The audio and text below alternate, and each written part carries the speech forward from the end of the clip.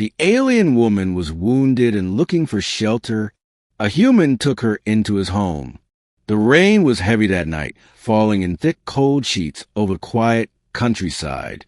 Thomas sat alone in his small home, nestled at the edge of the forest, watching the storm from his window. It had been a peaceful week since the last storm, since the last memory tried to claw its way back into his mind. He preferred the quiet now, since the war, since the ceasefire between humans and the alien people called the Serity. He had fought and seen too much. But that night, something broke the rhythm of the storm. A knock, slow and uneven. He rose from his chair, heart tense, and opened the door. At first he saw only darkness. Then lightning struck, and he saw her, slumped against the doorway, drenched and shivering. Her skin was pale silver and glowing faintly, her eyes a deep violet, and she was bleeding. He stepped forward without thinking, catching her as she collapsed. He brought her inside, placed her on his old couch, and worked to patch the deep gash along her side. She winced but did not fight him. "Why did you knock?" he asked quietly. "You could have passed out in the woods." She looked at him for a long moment.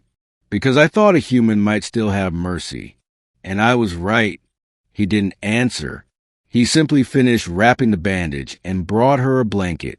She told him her name was Avera. She had been part of a patrol unit that was ambushed by raiders who obeyed no treaty. She had fled through the forest until her legs gave out, and now she was here, in the home of a human who had once fought against her kind. She stayed the night in silence, and when she woke, she tried to leave, but her wound reopened and he insisted she remain. Days passed. He cooked, she ate. He cleaned her wound, she watched him curiously. She asked questions, he answered only some. He did not speak much of his past, but she spoke of hers. She had lost her sister in the war. She had once believed all humans were monsters. Until now, until him. One night the power went out, and they sat by lantern light. She asked, "Why are you kind to me?" He hesitated, then said, "Because I'm tired of hating." She looked at him as if seeing something new, as if recognizing something inside him she understood. And for the first time she smiled, a soft, quiet smile that made his chest ache. He found himself wanting her to smile again. Another week passed, and her wound began to heal. She moved more freely, explored the house, asked to help.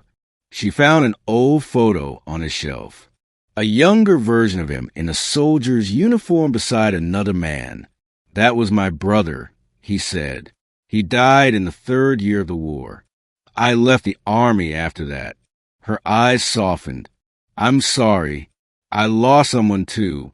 But I think we are both still alive for a reason. Maybe we're supposed to carry something forward." They shared long silences that no longer felt empty. They shared meals with quiet gratitude, and they began to laugh again, a sound he hadn't heard from himself in years. One evening, he stood by the door and said, "If you want to leave tomorrow, I won't stop you. You're strong enough now." She looked at him long and slow and said, "Do you want me to leave?" He didn't answer, because he didn't know how to say no without sounding selfish. She stepped closer. "Then I will stay until you ask me to go." He didn't. Winter came, and she stayed. They built a rhythm together. He showed her how to fix the heater. She showed him how to grow green roots from scraps. They sat by the fire each night and spoke of things before and after the war. One day she touched his hand gently and said, "You saved my life, but I think you also gave it back." And he answered, "So did you." For a long time he had believed his heart was closed forever, but now it beat again, steady and real. For her. One night, as snow fell gently outside, and the world was still, she leaned against him and whispered, "If I were human, I think I'd have kissed you by now." He looked into her violet eyes and whispered back, "Good thing I'm human enough for both of us." And he kissed her, softly, without fear, without hate, only love.